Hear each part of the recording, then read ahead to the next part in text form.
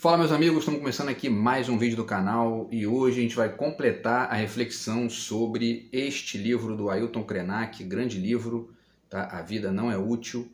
Vamos falar um pouquinho aqui sobre as ideias que ele apresenta no livro e fazer algumas conexões, né, com outros autores, com outras ideias aqui, como a gente faz de praxe aqui no canal, tá? O Ailton Krenak acabou de entrar na Academia Brasileira de Letras, foi o primeiro indígena, né? É o primeiro indígena a entrar na Academia Brasileira de Letras, enfim, né? É um fato fantástico aí da história da literatura brasileira, da cultura brasileira, e a gente vai discutir um pouco as ideias dele nesse livro aqui, tá? No vídeo de hoje. Beleza, pessoal? Antes, já deixo mais uma vez aqui a dica também do meu livro, tá? Que é o Do Outro Lado de Cá, meu novo livro de poemas, que é o meu terceiro livro de poesia, meu quinto livro pela Multifoco e meu nono livro no total, tá? Estou escrevendo outras coisas aí, vamos ver se eventualmente nos próximos meses e pro ano que vem eu possa publicar mais coisas aí, tá? Enfim, e o meu zap tá aqui na descrição do vídeo para quem quiser entrar em contato aí para adquirir o livro, beleza? Então, pessoal, vamos lá. Tá aqui mais uma vez a capa, né? É um livro de bolso da Companhia das Letras.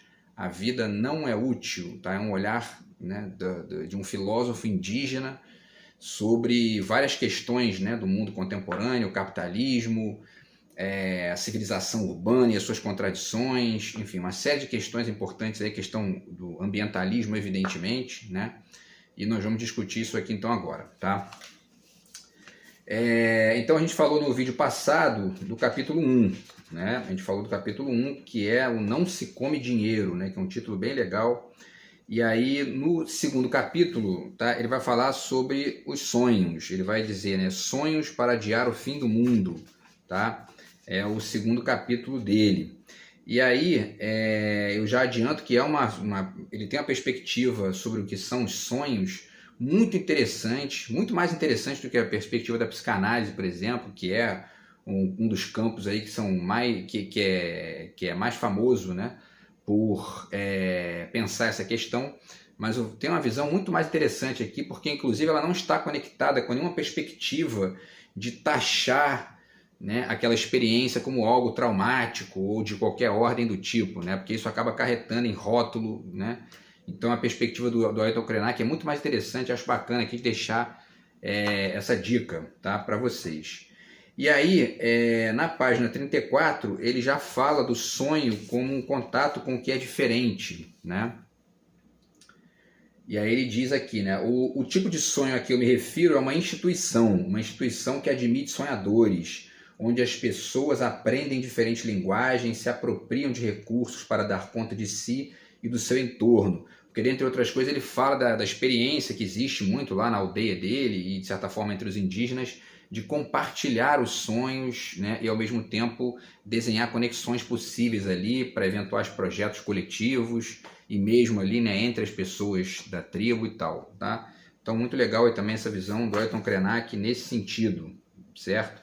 Aqui na 36... ele fala dos sonhos como conexão com os fatos recentes e os problemas também, né?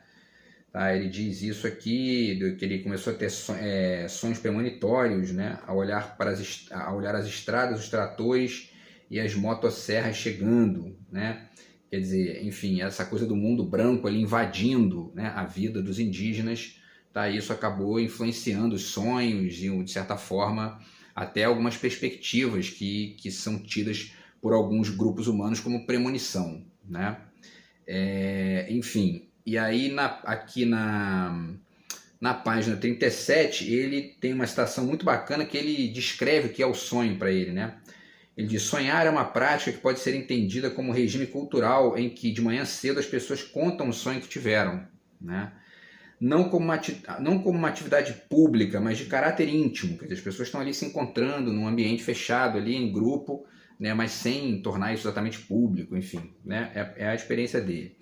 Você não conta seu sonho em uma praça, mas para as pessoas com quem tem uma relação, o que sugere também que o sonho é um lugar de veiculação de afetos no vasto sentido da palavra. Não falo apenas de sua mãe e seus irmãos, mas também de como o sonho afeta o mundo sensível, de como o ato de contá-los é trazer conexões do mundo dos sonhos para o amanhecer, apresentá-los aos seus convivas e transformar isso na hora em matéria intangível, né? Ele completa aqui, não há nenhum véu que o separa do cotidiano e o sonho emerge com maravilhosa clareza. Isso lembra até uma frase do Borges, né, que ele dizia que a vigília é um sonho que sonha não sonhar, né? E aí, de certa forma, é um pouco disso aqui que o Ayrton Krenak está falando, né? Essa experiência desse momento de vigília, mas como a ampliação da experiência do sonho para o diálogo, né? Isso é muito bacana, tá? E, enfim, é isso, tá? E aí, continuando aqui, ele fala também do sonho como experiência mágica de constelação, né? E também da relação entre a tradição e a subjetividade, aqui na 39, né? Ele diz aqui, não conheço nenhum sujeito de nenhum povo nosso que saiu sozinho pelo mundo, andamos em constelação, né? A importância do grupo ali, né, para os indígenas, porque essa é uma questão importante, né? Porque isso, quando a gente que vive na cidade urbana, né, a gente tem até os nossos subgrupos, né, as nossas tribos, os nossos grupos de amigos, aqui, ali, lá, mas o ambiente urbano é um ambiente de uma multiplicidade muito grande, de uma variedade muito grande de tipos, né? E aí, às vezes, a gente tem dificuldade de entender uma manifestação dessa, que é um apego a essa constelação mais específica que é a tribo ali nos indígenas, e muita gente se incomoda com isso ao invés de respeitar essa diferença ali, né? Enfim, aí ele continua, né? E aí na página 42, 43, tem um trecho aqui dele que eu queria destacar, tá? Que ele fala o seguinte aqui, pessoal, ele fala aqui, ó: destruir a floresta, o rio, destruir as paisagens, assim como ignorar a morte das pessoas, mostra que não há parâmetro de qualidade nenhum na humanidade, que isso não passa de uma construção histórica não confirmada pela realidade, né? Eu acho que aqui tem uma certa generalização, né, que aparece em alguns trechos das reflexões dele, porque é isso, ele está a partir de um olhar que é um olhar que é de um povo que está sendo excluído há muito tempo, né, então está sofrendo ali o tempo todo, né, e ele fala em algum momento aqui da questão dos políticos também, que não dá para ver muita confiança nos políticos, porque de maneira geral é isso. Os políticos chegam, né, especialmente os de direita, chegam querendo destruir tudo ali, querendo botar empresa no lugar, querendo botar, né, enfim, desmatar e tal. E aí isso gera, obviamente, que o que se chama de reatividade, né?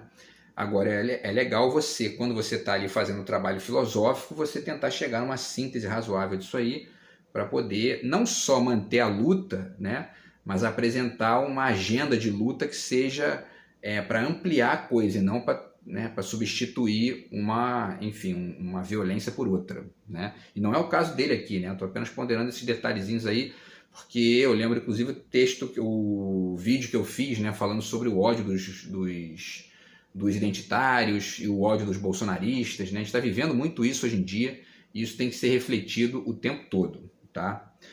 E aí ele continua, e na página 44 ele faz uma crítica do capitalismo, bacana também, né? Isso que as ciências políticas e econômicas chamam de capitalismo teve metástase, né? Que é esse estado final ali do câncer, né? Ocupou o planeta inteiro e se infiltrou na vida de maneira incontrolável, né? E é um pouco isso mesmo, né? Tem um documentário interessante chamado The Corporation, quem não assistiu ainda vale a pena, tá no YouTube aí também, que é a história dessa instituição que é a corporação capitalista, né? E o quanto que isso não conhece limite, né? Eles vão destruindo tudo e aí vão criando inclusive mecanismos internos para poder ter uma grana ali separada para pagar multa pelas cagadas que fazem, e essa grana vai para a multa e eles continuam fazendo porque já está previsto isso, quer dizer, uma lógica, né, assim, frenética e destruidora que tem que ir sendo dialetizada por outras perspectivas no mundo, senão, né, a gente vai acabar destruindo tudo, né? E a gente aí se destrói junto, né? Então, por isso é muito importante, esse é um dos motivos, não é o único, mas é um dos motivos mais importantes para a gente escutar essas vozes, né, da floresta, essas vozes da galera do interior que não está vinculada com essa perspectiva do agro, por exemplo, que é uma gente que só pensa em grana, né? Então, não se come dinheiro, né? Então, tem que pensar isso porque as agendas do futuro aí têm que estar conectadas com essa perspectiva aqui, né? Enfim, pessoal, e aí finaliza aqui, tá? Eu deixo aqui 2 dicas, tá? Relacionadas a essa questão do sonho que ele fala, né? Que é o Bachelard, né? Tá aqui o Ar e os Sonhos, tá? São 2 livros sensacionais aqui do Bachelard, o Ar e os Sonhos e A Água e os Sonhos, né? Que também é um livro muito interessante, é uma perspectiva alternativa e muito legal sobre o que são os sonhos, tá? Junto com essa aqui do Ailton Krenak. E aí, pessoal, vamos passar para o próximo capítulo aqui, capítulo 3, né? Que é a máquina de fazer coisas, tá? Que está aqui na página... Começa aqui na página 51, né? E aí ele fala aqui de cara, né, na relação entre narrativa, memória e história, que é muito legal também, porque a gente também tem aqui no Ocidente, na lógica urbana, ocidental e tal, né, uma certa tendência a ir esquecendo a história, né? E a memória vai se apagando também, né? Porque a gente está num barato de também substituição frenética das coisas por novidades. E isso afeta, inclusive, a parte intelectiva, porque você começa a perder essas extensões de raciocínio para trás e para frente também, né? E aí fica muito no imediato, né, no frenético, no rápido demais ali. Quem fala muito disso também é o Byung-Chul Han, tá aqui, né? Por favor, fechar os olhos.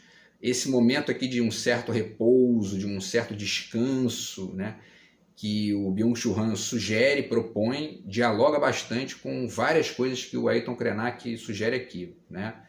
Então é importante também escutar essas vozes dissonantes aí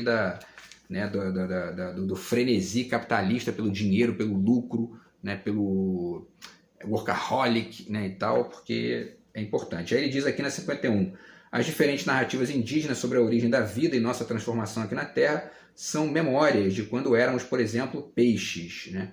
Todos nós já fomos alguma coisa antes de sermos pessoas, né? E aí ele fala que essa narrativa atravessa várias tribos, vários grupos. Isso é muito interessante porque isso é uma cosmovisão, né? É uma visão mais ampla do que a visão que só leva em consideração a vida individual, né? O individualismo, que novamente vale citar, é a tônica do capitalismo mais violento, né? Desse capitalismo tardio, que é a do self-made man, né? O importante é o seu, não se preocupa com os outros. E isso que eu estou falando aqui, parece que é uma coisinha que de vez em quando aparece, você vê esses motivacionistas e motivacionais, né? Eles estão o tempo todo vomitando isso, né? É testinho para fazer você ser guerreiro, e o importante é você, e você, e você, né? E aí daqui a pouco você esquece o outro e começa a perturbar a vida dos outros, como tem muita gente que faz aí, né? Então, enfim, para além do fato que isso é uma perspectiva idiota de mundo, né? E isso está destruindo o planeta. Essa é a grande verdade. Os desmatamentos estão batendo recorde na Amazônia, aí, que agora com o governo de direita, então, que a gente teve durante 4 anos, né? O que só demonstra isso, tá? Enfim, e aí também essa questão, né, de narrativa, memória e história remete ao Carl Sagan também, né? Tá aqui, tá de novo O Mundo Assombrado pelos Demônios, porque o Carl Sagan fala muito disso também, né? A importância de estudar a história, a importância de estudar os processos, né? Tá? E, enfim, é uma referência muito bacana também para poder dialogar com isso. Porque é isso, a ciência e o saber da floresta, eles dialogam, tá, em grande medida, né? Muitas vezes isso é apropriado pelos canalhas de ocasião para poder fazer, né? Enfim, charlatanismo, religiãozinha de quinta categoria. E isso tem que ser combatido também, mas esse diálogo aqui é outro, né? Um diálogo de alto nível, um diálogo que deve ser feito para ampliar aí o pensamento sobre o país, o pensamento sobre a vida da gente e tal, tá? Enfim, pessoal, e aí, continuando, ele fala também da floresta como um organismo inteligente, na página 52, tá? Certo? E aí ele fala, né, que há que se pensar as florestas como entidades, né, como vastos organismos inteligentes. E, enfim, e aí que mais? Né? Ele fala aqui na 57 também tem uma coisa muito legal que ele fala, que é sobre o equilíbrio homem-natureza como cosmovisão, né? ele está aqui, ele falando, né, que ele fala do Davi Kopenawa, no livro dele A Queda do Céu, que conta sobre o trânsito na cosmovisão Yanomami, né, que é o trânsito homem-natureza, tá? E aí ele fala, tem um sujeito que é sobrinho do Sol e é parente dos Yanomamis. Eu achei maravilhosa a ideia de alguém que é seu parente ser afiliado a um astro. Não no sentido simbólico, mas real. Na verdade, essa distinção entre simbólico e real, ela não faz nem muito sentido mais no debate de ponta, né? Para quem estuda linguagem, teoria do sentido, porque a experiência simbólica ela é uma realidade, né? Então, enfim, isso é importante fazer essa correção aqui, porque essa distinção entre simbólico e real que se faz aí numa certa perspectiva pragmática acaba gerando uma certa percepção do simbólico como algo menor, né? E isso é ingênuo, né? Isso gera, inclusive, no limite, até alienação, né? Tá? E aí, enfim, aí ele continua, de alguém que pode negociar com o Sol algo do interesse da sua casa e tal, né? Esse parentesco de habitantes da Terra com seres ou organismos que estão fora dela tem me interessado especialmente nesse tempo de fricção de ideias, tá? É o que ele diz. E aí ele continua, tá? Ele faz uma crítica do progresso aqui na 59, tá? O planeta está nos dizendo, vocês piraram, se esqueceram quem são e agora estão perdidos achando que conquistaram algo com o brinquedo de vocês. Com os brinquedos, né? Pois a verdade é que tudo o que a técnica nos deu foram brinquedos. Né? Quer dizer, também há um certo excesso dele aqui, né? A tecnologia tem coisas muito bacanas, né? Inclusive foi a tecnologia, a ciência e a civilização, etc., que gerou a Academia Brasileira de Letras, né? Então há que se pensar isso aí também, porque esse diálogo ele tem que ser sempre enriquecedor para a gente pegar o melhor das duas partes, né? Tá? E aí, enfim, ele fala dos excessos do capitalismo de novo aqui na 6162, né? Nós sabemos que precisamos renunciar às coisas que estão chegando à nossa vida no planeta. O problema é que as pessoas querem renunciar a elas por outras coisas mais novas e bonitas e tal. Aí ele cita, né? Por que fabricar mais 1 milhão de carros, né? Esse povo não deve conhecer a Havana, porque lá tem carro dos anos 50, de 47, 1936, de não sei quanto todo mundo se vira com eles. Ou só vamos renunciar quando não pudermos mais pegar o próximo brinquedo. A gente que tem uma visão de esquerda, né, a gente tende a achar o seguinte, não, pô, o mercado, é importante que ele funcione nessa lógica de obsolescência planejada, que é substituir as coisas cada vez mais rápido, porque isso garante empregos, né? Por outro lado, a gente olha para certas experiências como Cuba, por exemplo, não existe desemprego quase em Cuba, né? E os carros lá são da década de 40, 50. Então há que se pensar se isso aí realmente é uma verdade absoluta, inquestionável, né? Ou se tem outras alternativas a isso aí que podem permitir a sociedade caminhar melhor e o planeta ficar menos poluído, menos, enfim, né? Menos sujo, né? Tá? E aí fala que a ciência avançou muito e tal, e tudo mais, né? Inclusive, ainda dessa questão aqui, né, do progresso e da ciência, vale citar também esse livro do Freeman Dyson, que é um dos livros mais legais que eu já li também, Mundos Imaginados, porque é um cientista, né, fazendo previsões para o futuro, né, nessa lógica também do sonho ali, de como que será o futuro, né, a partir da ciência. E tem muita coisa bacana nesse livro aqui do Freeman Dyson, que também dialoga com algumas questões aqui do Ailton Krenak, tá? E aí, pessoal, para finalizar, tá aí, fala do Chico Mendes, né, na 64, que é uma lembrança importante também, né? Um cara que lutou muito pelo meio ambiente. Fala do Milton Santos, na página 67 também. E o que mais aqui? Tá? Para finalizar, ele fala na página 72, pular aqui para o finalzinho desse capítulo, na página 72 e 73, tá? Ele fala da harmonia com o cosmo, né? Que não precisa passar pela modernidade toda hora, né? É importante escutar vozes que são periféricas, críticas, né? Nesse sentido. Ele diz, até o começo do século XX, o mundo do trabalho e da produção estava com ferramentas e meios que não tinham a potência de exaurir os recursos da Terra, como hoje tem, né? Desse tempo para cá, sobraram poucas humanidades espalhadas pelo planeta nessas condições de quase humanos. como o mundo é todo desigual, acabou ficando gente de fora desse balaio civilizatório, pessoas que não estão engajadas no consumo planetário, não se tornaram consumidoras no sentido de clientela, eventualmente consomem alguma coisa do mundo industrial, mas não são dependentes disso para continuar existindo. Ainda há ilhas no planeta que se lembram o que estão fazendo aqui, estão protegidas por essa memória de outras perspectivas de mundo. Isso lembra inclusive a música do Caetano, né, que ele fala do fora da ordem, né? Alguma coisa está fora da ordem, e existe esse fora da ordem nos dois sentidos, né? No sentido de quem está fora da ordem excluído por um movimento, né, vertical e ao mesmo tempo, de certa forma, autoritário de quem está incluído, mas existe também esses excluídos por opção, né? Uma gente que decide viver fora dessa lógica mesmo, né? E é muito interessante escutar, né, esses discursos e essa galera que tem essa experiência para dizer, porque isso também só acrescenta se você tem a cabeça aberta para entender, enfim, essa diversidade, essa amplitude aí, porque isso pode inclusive contribuir para melhorar o que a gente vive aqui na lógica urbana, né? E isso tem sido feito em muitos lugares do mundo, né? A gente percebe que existem, é aquela história, não tem lugar perfeito, né? Mas a gente percebe que em certos lugares já alcançou-se uma razoabilidade ali muito melhor, né, do que aqui, né? Isso é um fato, tá? E aí finaliza então esse capítulo 3 aqui. Aí no capítulo 4, o Amanhã Não Está à Venda, que se não me engano é o título, né, de um outro livro dele também, tá? E aí nesse capítulo 4, aqui ele fala sobre o isolamento da Covid, tá? Tem inclusive uma reflexão que ele está fazendo aqui na página 77 sobre a questão do refugiado, que eu quero muito escrever aqui sobre isso, que eu já peguei umas 2 visões alternativas que eu acho bacana, que podem ser conectadas aqui para ajudar a perceber um certo detalhe aí também, que eu vou depois desenvolver, mas já vale dizer, inclusive, aqui que isso pode ser pensado junto com a questão dos palestinos, né? Que estão lá especialmente os palestinos da faixa de Gaza, né?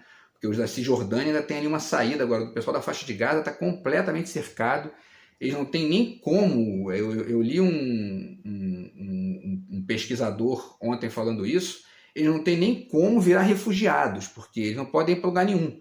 Só tem o mar ali e o Iraque do outro lado, aliás, o Israel, né, cercando tudo ali.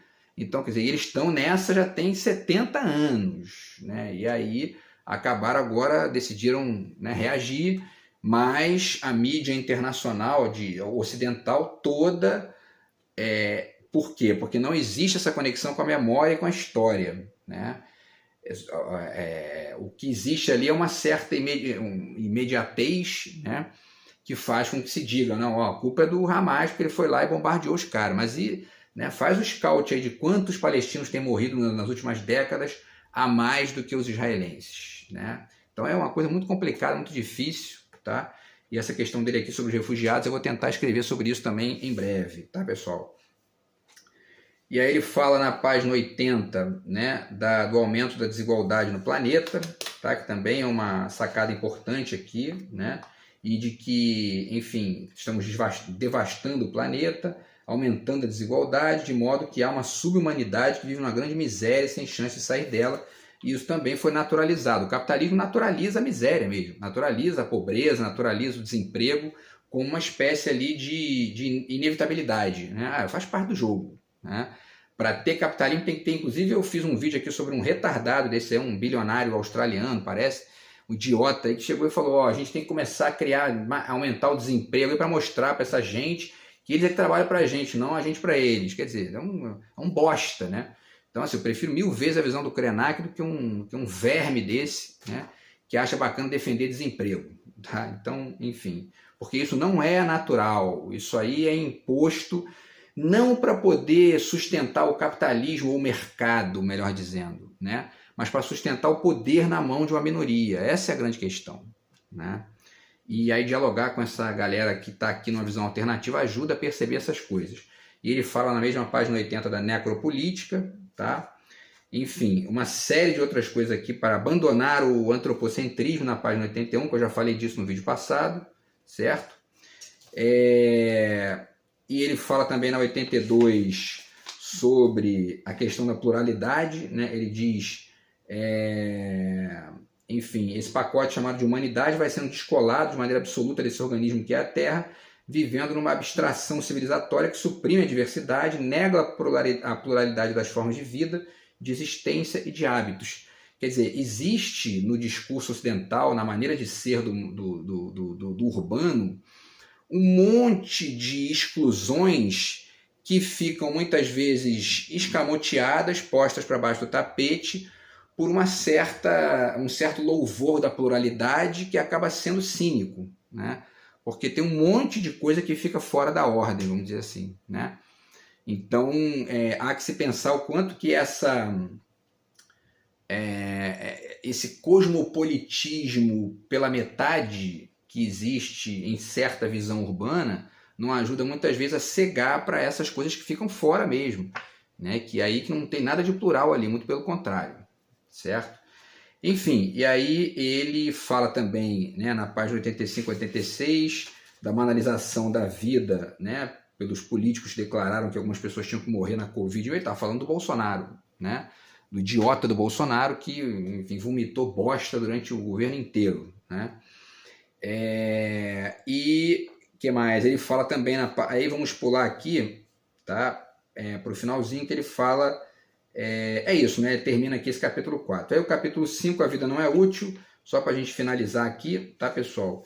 Ele vai falar dessa questão do utilitarismo também e vai fazer uma crítica do sistema educacional, tá? Na página 101, 102, que eu acho bacana também de citar, tá? Que acho gravíssimo as escolas continuarem ensinando a reproduzir esse sistema desigual e injusto. O que chamam de educação é, na verdade, uma ofensa à liberdade de pensamento, é tomar um ser humano que acabou de chegar aqui, chapá-lo de ideias e soltá-lo para destruir o mundo. Para mim isso não é educação, mas uma fábrica de loucura que as pessoas insistem em manter. Ou uma fábrica de burrice, né? Também tem isso porque ajuda melhor a pensar essa questão, tá? E aí ele finaliza aqui, ele fala também na 103 do mito da sustentabilidade, porque também é isso, né? Muitas vezes essa ideia de sustentabilidade acaba sendo um certo cinismo que ajuda a manter essa lógica frenética aumentando, né?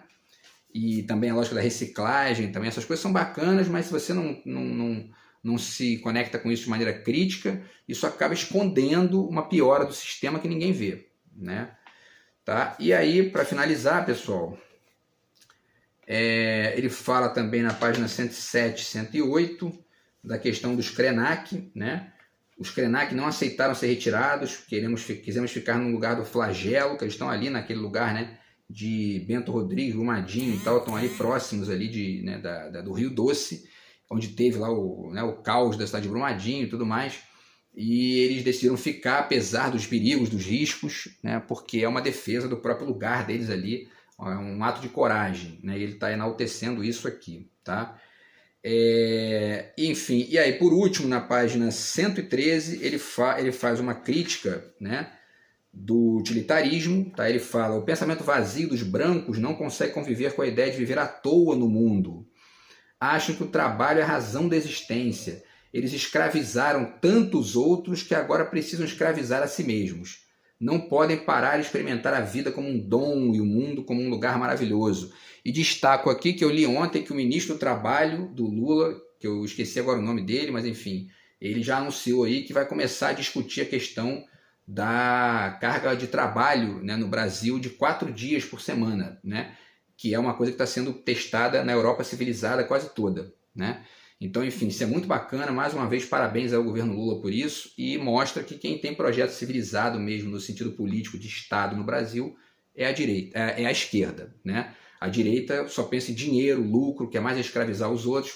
Nós tivemos aí nos últimos meses 400 e poucos casos de trabalho escravo descoberto no interior do Brasil, todos eles por gente de direita. Então a gente tem que lutar contra essa gente para poder melhorar o país, tá? E o Ailton Krenak é uma voz aqui para poder auxiliar nesse caminho, tá?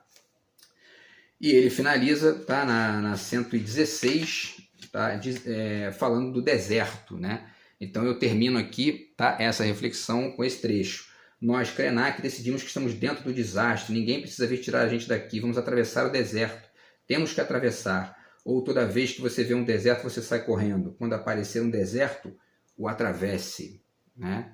É um ato de coragem, de defesa do seu lugar, de defesa, né, da sua história, da sua vida e da sua fala, tá? Então, bacana aqui, pessoal, o livraço aqui do Ailton Krenak, tá? Deixo aqui mais uma vez para vocês, A Vida Não é Útil. Grande livro para ensinar a gente a ser menos idiota, né? Com essas bobagens, esses excessos aí da dita civilização. Beleza, pessoal? Então é isso, a gente se vê no vídeo de amanhã aí. Grande abraço, tamo junto, fui.